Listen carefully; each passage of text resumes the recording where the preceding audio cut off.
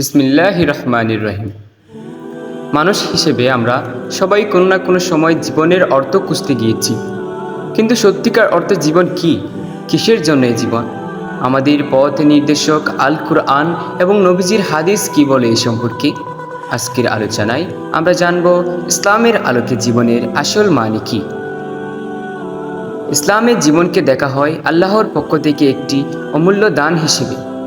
সূরা আল মুলকের 2 নম্বর আয়াতে আল্লাহ তাআলা বলেন, তিনি মৃত্যু ও জীবন সৃষ্টি করেছেন যাতে তোমাদের পরীক্ষা করতে পারেন তোমাদের মধ্যে কে কর্মে উত্তম। অর্থাৎ আমাদের এ জীবন এক মহামূল্যবান পরীক্ষা। আমরা এই দুনিয়ায় এসেছি আল্লাহর নির্দেশ মেনে জীবন কাটাতে।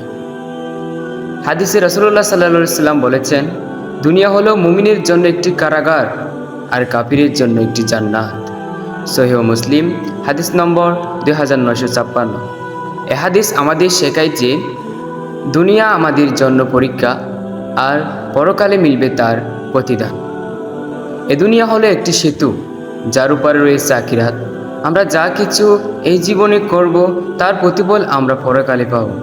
সূরা আল বাকারাতে মহান আল্লাহ তাআলা বলেন, হে আমাদের প্রভু, আমাদেরকে দুনিয়াতে বলো দান করুন এবং আখিরাতেও ভালো দান করুন এবং আমাদেরকে আগুনের শাস্তি থেকে রক্ষা করুন। সূরা বাকারা 201 নম্বর আয়াত। এখানে দুনিয়া ও আখিরাতের সম্পর্ক অত্যন্ত স্পষ্ট। জীবনকে ভাগ করা যায় বিভিন্ন ধাপে, যেমন শৈশব, কৈশোর, যৌবন এবং বৃদ্ধাবস্থা। প্রত্যেকটি ধাপে আমাদের নির্দিষ্ট দায়িত্ব ও কর্তব্য রয়েছে।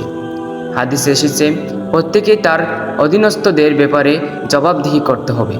সহিহ বুখারী হাদিস নম্বর 7138। অর্থাৎ জীবনের প্রতিটি ধাপে আমাদের দায়িত্বশীল হতে হবে। ইসলামের সফল জীবন হলো এমন এক জীবন যেখানে একজন ব্যক্তি আল্লাহর নির্দেশ অনুযায়ী চলেন। দুনিয়ার মোহ থেকে মুক্ত থেকে আখিরাতের জন্য কাজ করা হলো প্রকৃত সফলতা। রাসূলুল্লাহ সাল্লাল্লাহু আলাইহি ওয়াসাল্লাম বলেছেন, আসল ধনী সেই ব্যক্তি যে আত্মার ধন সম্পদে পরিপূর্ণ। সহিহ মুসলিম হাদিস নম্বর 1051। অর্থাৎ আমাদের ধনী হতে হবে আত্মিকভাবে, যা পরকালের জন্য আমাদের প্রস্তুত করবে। কুরআন ও হাদিসে বারবার বলা হয়েছে ধৈর্য ও কৃতজ্ঞতার কথা।